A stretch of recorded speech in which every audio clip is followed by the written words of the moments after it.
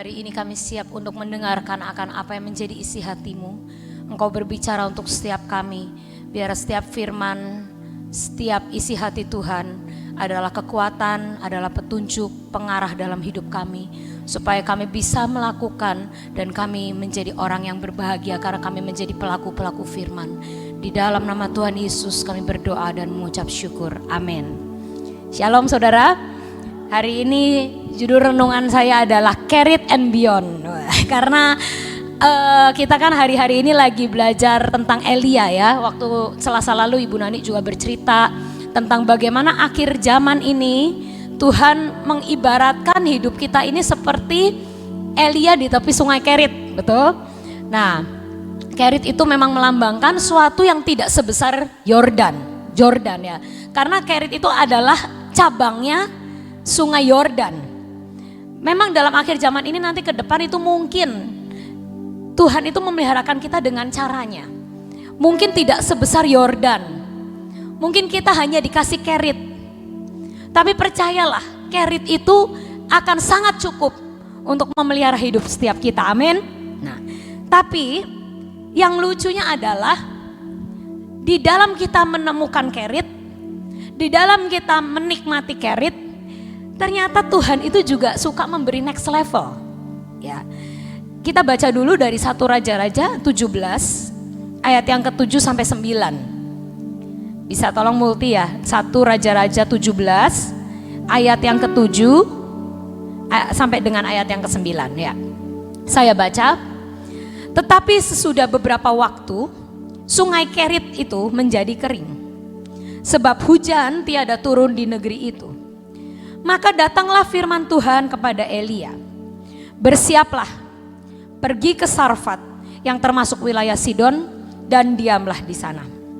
Ketahuilah aku telah memerintahkan seorang janda untuk memberi engkau makan. Nah, saudara, hari ini khotbahnya judulnya adalah Carried and Beyond.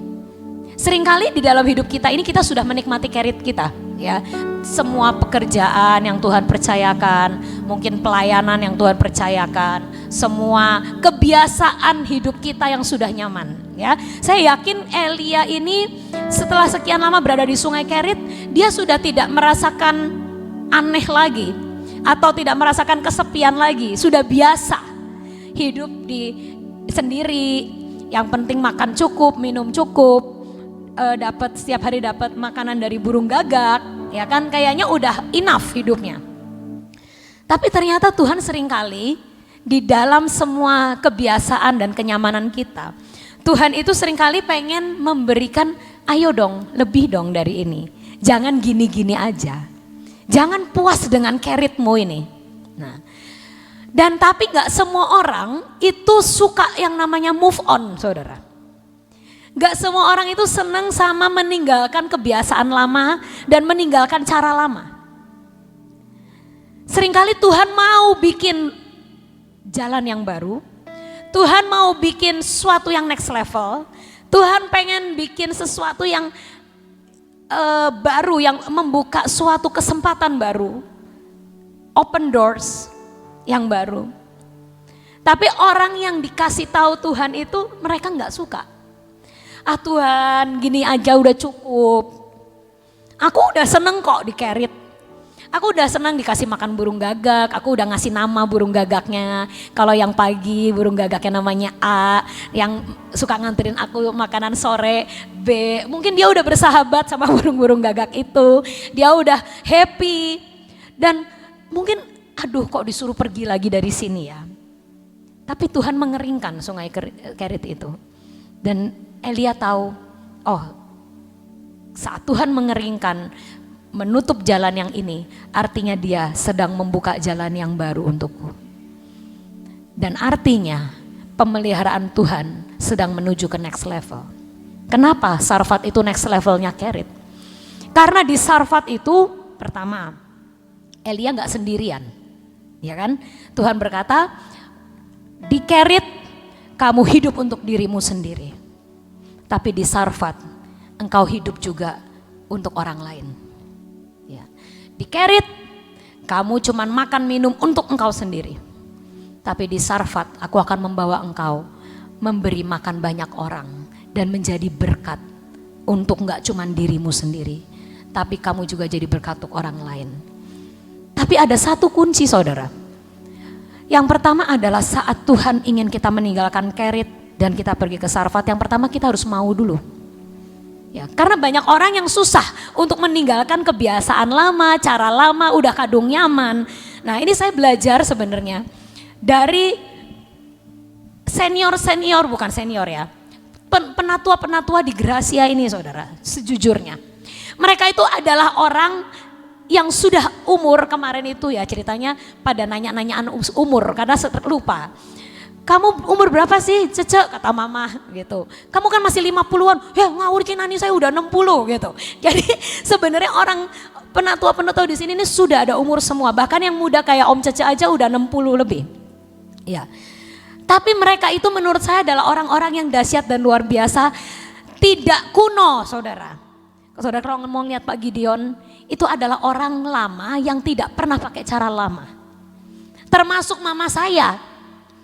Umur 78 masih bisa mesen barang lewat Tokopedia. Nah, itu dahsyat kan saudara. Karena kalau mesen barang lewat Tokopedia itu menurut saya nggak gampang untuk orang tua loh. Ya kan? Karena apa? Harus mesen barang jumlahnya ada berapa ya kan. Terus seringkali di dalam barang-barang itu ada opsi A, B, C warnanya, apanya. Udah gitu dimasukin ke keranjang. Habis masukin ke keranjang, oh ada promo. Habis promo, oh bayar. Cara bayarnya pilihan metode pembayarannya. Saudara, it's not easy.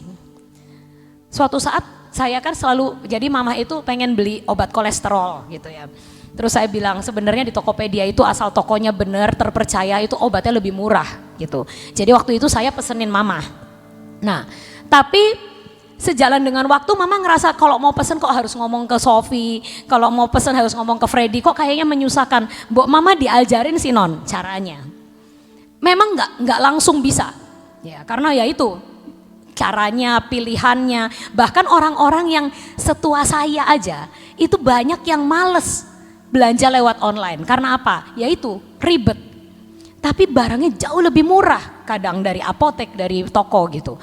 Jadi mama berkata nggak apa-apa, ajarin mama. Lalu dia akan berkata ini, sekali lupa. Ini kalau mau milih metode pembayaran gimana? Oh begini gitu ya. Karena itu ada harus yang di copy paste, dipindahkan ke BCA, ke banknya lagi. Ribet saudara, ada keribetan tersendiri ya. Tapi begitu 2-3 kali diajarin mama berhasil dan sampai hari ini dia udah gak pernah nanya lagi ke saya caranya gimana dan barang itu berdatangan ke rumah. Berarti udah bener kan? Berarti udah bisa kan? Nah jadi saya ngerasa oh ya berarti kalau Tuhan itu ingin membuka cara baru, jalan baru untuk kita. Sebenarnya itu bisa saudara, pasti bisa. Saat Tuhan mengeringkan Kerit dan dia membuka Sarfat buat hidup kita, itu pasti Tuhan ngomong, oh berarti kamu pasti bisa melaluinya. Cuman seringkali banyak orang yang kadung nyaman sama Kerit. Dia ngerasa udah cukup lah Tuhan kayak gini-gini aja. Ngapain sih pindah ke Sarfat? Di sini aku juga bisa hidup enak. Malah ribet Tuhan. Yang lucunya ini adalah Tuhan udah ngasih tahu kan di sini. Nanti di sana aku memerintahkan engkau untuk memberi makan seorang janda. Mungkin orang kalau udah biasa hidup sendiri, ditemani burung gagak yang gak cerewet, dia akan berkata mungkin bisa aja Elia ngomong, aduh Tuhan ngurusin janda, ribet Tuhan kayaknya. Enakan gua ditemenin burung gagak, kayaknya lebih nyaman di sini. Tapi Elia Elia berkata, kemanapun engkau utus aku siap next level. Aku hari ini hidup untuk diriku, minum dan makan untuk diriku. Tapi saat engkau memerintahkan aku memelihara hidup orang lain, aku siap. Nah kita harus seperti itu saudara. Karena apa? Yang pertama adalah kita harus mau dulu untuk melangkah dari Kerit menuju Sarfat. Harus ada kemauan untuk meninggalkan cara lama, meninggalkan pola pikir lama. Kalau saudara berkata Tuhan ngomong, ayo nak, kamu gak waktunya jualan cara kayak gini, online dong. Sekarang udah zamannya online. Kamu harus punya toko online. Kalau enggak daganganmu sepi, kalah sama yang lain. Lalu saudara berkata, aduh saya nggak bisa Tuhan. Nggak bisa online tuh ribet. Belum nanti kalau kena penipuan online. Belum kalau gini-gini. Saudara harus berani memakai cara Tuhan. Dan kalau Tuhan dorong saudara untuk melakukan sesuatu yang lebih, jangan takut. Pakai, jangan hanya nyaman dengan cara lama, dengan pola pikir lama, dengan hal yang lama. Tapi saat Tuhan mau buka cara baru, jalan baru, kita siap menangkap. Dan itu adalah orang-orang yang bisa next level. Ya. Yang kedua, sebenarnya menurut saya nggak cuman kesiapan untuk move on, tapi kita harus punya hati yang besar untuk peduli sama orang lain. Ya. Karena saat kita di-carried, mungkin kita cukup untuk diri kita sendiri. Tapi berarti hidup kita akan gitu-gitu aja. Tapi saat kita mulai Tuhan kasih visi untuk orang lain, dan saudara mau, dan saudara rindu, dan saudara mau menangkap itu, maka sarfat akan terbuka untuk saudara. Ya. Saudara, saya lihat di Alkitab ini ya, pemimpin-pemimpin besar di Alkitab, mereka itu punya satu kesamaan. Mereka itu punya hati, gak cuman mikirin dirinya sendiri. Ya, saya kasih contoh, pemimpin besar nomor 1, Musa. Ya. Musa itu adalah orang yang dari dulu sebelum Tuhan memberi visi dalam hidup dia, dia sudah punya hati untuk bangsanya. Ya. Contohnya kenapa? Waktu dia ngeliat ada orang Mesir gebukin orang Israel, dia bela orang Israel. Sampai walaupun dengan cara yang salah, tapi dia bela sampai orang Mesirnya mati dan dia ketakutan, lalu dia kabur. Jadi Musa itu berarti punya hati nggak buat bangsanya? Punya. Ya, dia udah punya belas kasihan untuk bangsanya dan dia sebenarnya pengen mengolah cara gimana caranya saya membebaskan bangsa saya ini dari penjajahan Mesir. Sehingga dia pakai cara yang salah pun, tapi sebenarnya intinya dia punya hati. Dia membela akan bangsa Israel, bangsanya. Sehingga saat ada orang Mesir memperlakukan dengan gak baik, dia bunuh orang Mesir itu. Caranya salah, tapi dia sebenarnya punya hati untuk bangsanya. Ya, 1 Musa. Kedua Yusuf. Dia adalah seorang pemimpin besar dan orang yang dipakai Tuhan memeliharakan hidup suatu bangsa. Tapi dia sebenarnya dari dulu punya hati untuk orang lain. Ingat waktu Yusuf di penjara? Di penjara tuh sebenarnya orang ada waktu gak sih mikirin orang lain? Harusnya enggak ya. Wong sayanya aja lagi susah, kena kasus. Masa ia mikirin orang lain? Tapi Yusuf ini suatu hari berkata kepada juru makanan dan minuman itu loh. Ya, saya nggak usah bacakan ceritanya. Tiba-tiba dia ngomong, kamu kok hari ini mukanya muram? Kenapa kamu bersedih? Coba ceritain ke aku. Bagi, sharing. Curhat nggak apa-apa, saya akan jadi teman curhatmu. Saudara bayangin orang lagi kena masalah, lagi di penjara, sendirinya lagi menderita. Tiba-tiba bisa ngeliatin orang lain, kamu lagi kesulitan ya, kamu lagi susah ya, ada apa sih, ayo cerita. Itu kalau gak punya hati untuk orang lain apa namanya? Yusuf itu punya hati untuk orang lain. Ketiga, Daud. Ya. Kalau ini lebih-lebih lagi saudara, gak cuman orang lain yang dia peduliin. Kambing domba yang cuman 2-3 ekornya itu dipeliharakan sama dia dan diurusin sama dia, bahkan sampai melawan singa, melawan serigala dan beruang demi menyelamatkan dombanya. Jadi dia gak cuman care sama orang tapi juga care sama peliharaannya dia. Itu Daud. Sampai Tuhan berkata, yang kayak gini levelnya, yang kayak gini hatinya, gak layak cuman dikasih domba 2-3 ekor, tapi aku akan percayakan seluruh Israel kepada dia. Nah jadi saudara, apapun kekurangan kita mungkin seperti Daud yang lagi ngembalain 2-3 ekor. Kita mungkin kayak Yusuf yang lagi dalam penjara. Penjara itu gak harus penjara secara fisik, penjara secara ekonomi mungkin, penjara secara kesehatan mungkin, tidak bisa bebas bergerak. Tapi itu tidak mengecilkan kemungkinan kita punya hati care untuk orang. Dan saat kita punya hati untuk orang lain itulah Tuhan akan membuka sarfat buat kita. Tuhan berkata, oh kamu gak cukup di carrot. Carrot is too small for you. Aku akan menjadikan engkau berkat untuk orang lain. Level berkatmu akan lebih besar. Level mujizatmu akan lebih besar. Supaya engkau bisa memeliharakan hidup orang lain juga. Nah saudara, sejujurnya saya pernah ada kasus yang real sih tentang ini. Saya tuh punya teman 2 orang. Ya. Dua-duanya sudah berkeluarga, dua-duanya sudah punya anak, dan dua-duanya ini hidupnya cukup kesulitan secara ekonomi. Ya, saya tahu persis rumah mereka masih ngontrak, kendaraan juga gantian ya, motor satu buat orang rame-rame dan sebagainya. Jadi saya tahu mereka struggling secara ekonomi. Tapi ada perbedaan yang sangat mencolok antara 2 keluarga ini. Yang satunya itu dia itu hidup untuk mencukupi hidupnya sendiri. Sebenarnya itu nggak salah, karena ya sayanya juga masih kurang, masa iya saya mikirin orang lain. Ya jadi yang satu itu hidupnya untuk keluarganya. Jadi misalnya dia melakukan apapun, mereka mencari keuntungan untuk dirinya. Nah, tapi keluarga yang satu ini beda banget. Mereka itu ikut pelayanan diakonia, orang-orang miskin. Jadi dia itu sendiri nggak mampu, tapi dia itu melakukan pelayanan untuk orang-orang yang lebih miskin dan lebih menderita. Dia juga misal pelayanan ke yang anak-anak narkoba, pelayanan ke sekolah-sekolah, pelayanan ke mana, hal-hal yang tidak mendatangkan keuntungan buat dia lakukan.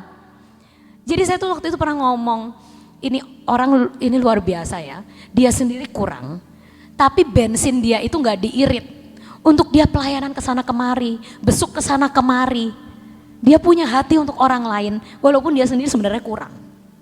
Sebenarnya dia sendiri harus dilawat, tapi dia melawat orang lain, itu istilahnya. Tapi saudara tahu, setelah bertahun-tahun saya ngeliat kehidupan mereka. Orang yang hidupnya hanya untuk dirinya sendiri ini, dia sampai hari ini masih seperti itu. Dia masih tinggal di Kerit. Tapi yang satu ini, keluarga yang satu ini, saya melihat Tuhan membukakan pintu yang baru untuk mereka. Dan hari ini mereka hidup berkecukupan. Mereka bisa melakukan hal-hal yang next level. Dan mereka tidak melupakan pelayanan mereka yang utama. Tapi mereka tetap naik level dalam hidup ekonomi mereka. Dalam hidup keseharian mereka. Saya melihat mereka sekarang sudah pindah ke Sarfat. Tidak hanya di Kerit. Nah hari ini saya ngelihat contoh nyata ini, saya jadi ngerti. Iya ya Tuhan, saat kita punya hati, gak cuma untuk me, untuk myself, untuk saya sendiri. Ternyata Tuhan itu mau menjadikan kita berkat. Minimal untuk satu kampung kamu lah. Sarfat itu kan memang berbicara untuk kampung, satu daerah. Tapi Tuhan pengen anak-anaknya sebenarnya next level. Karena masa selama-lamanya kamu mau tinggal di Kerit, tiap hari cuma minum air sama makan daging. Kan kamu pengen untuk next level dalam sosial kamu bisa ngomong sama orang, bisa jadi berkat buat orang. Tapi itu membutuhkan hati yang care. Dan jujur hati yang care itu hanya anugerah. Ya. Makanya saya ngomong, Tuhan beri aku hati yang murah hati. Dan saudara juga kalau mau pindah ke Sarfat, mau next level dalam hidup kita, mari kita, Tuhan kasih aku hati seperti hatimu. Tuhan itu loh udah enak-enak di surga. Ya. Tapi dia punya hati untuk dunia ini. Jadi menurut saya hati yang melayani itu yang termulia itu punya Tuhan Yesus. Dan kita hari ini ngomong, Tuhan aku mau dong. Aku kan anakmu, beri aku hatimu juga. Supaya aku bisa move on, gak cuman di Kerit, tapi kita juga akan melayani di Sarfat. Kita akan memberkati orang-orang yang kekurangan, kita akan menjadi berkat untuk orang lain. Dan saat kita menjadi berkat buat orang lain, otomatis hidup kita sendiri juga diberkati luar biasa. Ya saudara, mari kita pertama jangan takut move on. Saat Tuhan menutup yang satu, dia akan membuka jalan yang lain. Saat dia menutup Kerit, dia pasti akan menyediakan Sarfat. Tapi yang penting kita jangan cuman pakai cara pikir lama terus, pola pikir lama, kebiasaan lama. Saat Tuhan ngomong pindah, maka kita siap untuk move on. Dan yang kedua, milikilah hati sebagai seorang pemimpin. Seperti Musa, seperti Daud, seperti Yusuf. Orang-orang yang punya hati untuk orang lain adalah mereka yang akan dipakai Tuhan untuk memeliharakan hidup suatu bangsa. Mari kita punya hati seperti itu, agar kita menjadi tiang-tiang untuk Indonesia di masa yang akan datang. Amin. Ya, saudara, siap untuk menerima tugas yang baru lagi ya. Ini yang ada dalam hidup kita, harus selalu siap untuk mendapatkan tugas yang baru. Saat-saat ini saya merasakan ya, banyak sekali keluarga-keluarga yang lagi ruwet ya, masalah keluarga, masalah keuangan dan sebagainya. Itu saat-saat ini banyak yang lagi saya tangani ya, belum selesai. Terus ada lagi yang harus ditangani. Sekarang tambah satu lagi ya, tentang bagaimana cara untuk menjadi berkat dan mengawasi adiknya Santi. Tambah satu lagi kerjaannya ya. Saya ngerasain ini kok gak habis-habis ya. Habis ini belum selesai ini belum selesai ini ya. Tanggung jawabnya cukup besar saudara untuk ngurusin adiknya Santi. Saya tadi malam ketemu dengan dia, ngomong sedikit teror lagi ya. Saya bilang aduh Tuhan. Terus dia ngomong sama saya, Ibu Nani itu pejabat ya, katanya gitu. Kamu masih kenal saya? Kenal, notaris kan, katanya gitu. Ya. Terus dia bilang gini, enak ya, kalau saya kapan ya bisa pergi ke luar negeri, gitu ya. Pikir saya, aduh Tuhan, ini anak pengen ke luar negeri. Terus ceritanya macam-macam dan rada sedikit error lagi ya. Saya harus, ini siapa yang tanggung jawab sekarang ya? Mereka sudah yatim piatu, siapa yang ngurusin? Gitu. Saya bilang Tuhan, ini satu belum selesai, ini dapat kerjaan lagi ya. Ini belum selesai, dapat kerjaan lagi. Tapi saya bilang, ya apalagi firman Tuhan pada hari ini, saya rasakan mau tidak mau harus menjadi berkat untuk orang lain. Amin. Ya, belajar untuk move on, belajar siap untuk mendapatkan tugas apapun yang sudah menjadi jatah yang Tuhan jatahkan buat kita. Wis jalani aja, pasti Tuhan menolong saudara dan saya. Amin. Yuk kita berdoa. Bapa, kami mengucap syukur untuk hari ini ya Tuhan. Kami boleh menyembah Engkau selama 1 jam. Dan saat ini ya Tuhan, kami boleh mendengar firman-Mu. Buat kami siap, buat kami punya hati yang rela untuk melakukan bagian kami. Terima kasih untuk semua dan semuanya ini. Bapak, saat ini kami datang di hadapan-Mu. Kami minta anugerah-Mu turun atas hidup kami. Apapun yang saat ini kami alami Tuhan, kami percaya buat kami rela untuk selalu move on kemana Engkau inginkan untuk kami pergi, untuk kami melakukan bagian kami. Saat ini kami datang di hadapan-Mu ya Tuhan. Kami mau berdoa tetap buat bangsa dan negara kami. Kami percaya Tuhan, apapun yang saat ini terjadi buat bangsa dan negara kami, Engkau tetap akan pegang kendali. Saat ini kami menyerahkan pimpinan daripada Bapak Presiden kami dan semua staf yang membantu Tuhan. Engkau memberkati mereka supaya mereka dapat menyelesaikan tugas sampai garis akhir. Kami berdoa semua yang ingin menghancurkan akan negara ini, Engkau yang akan membabat habis Tuhan. Dan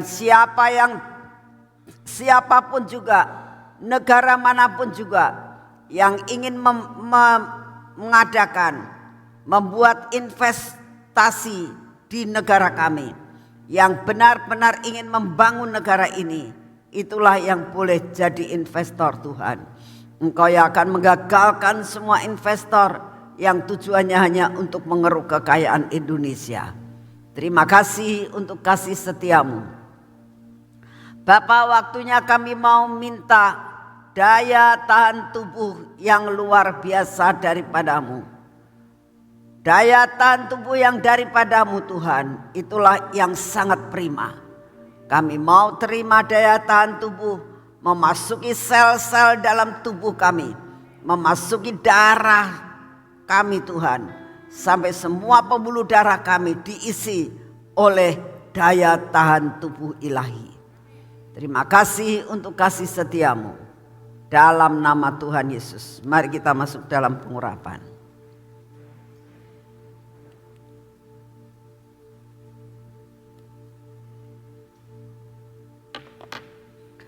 Dalam nama Tuhan Yesus, pengurapan yang berasal daripadamu turun atas hidup kami, atas mata kami, atas telinga kami, dan atas bibir, mulut, serta hati kami ya Tuhan.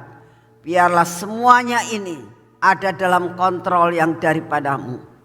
Kami juga berdoa saat ini ya Tuhan, biarlah semua kelemahan kami, semua apa yang membuat kami tidak bisa bertumbuh, Engkau hancurkan Tuhan.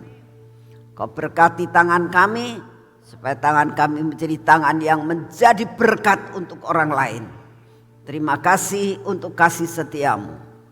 Kaki kami Tuhan, biarlah kaki kami berjalan dalam jalan yang sudah Engkau tentukan. Jadikan kami alatmu, kemanapun Engkau utus kami, jadikan kami untuk berjalan. Terima kasih untuk kasih setiamu. Segala puji, hormat, dan syukur kami naikkan di hadapan-Mu Tuhan. Hari ini kami mau berjalan bersamamu. Dalam nama Tuhan Yesus. Amin. Selamat pagi, Tuhan memberkati saudara semuanya.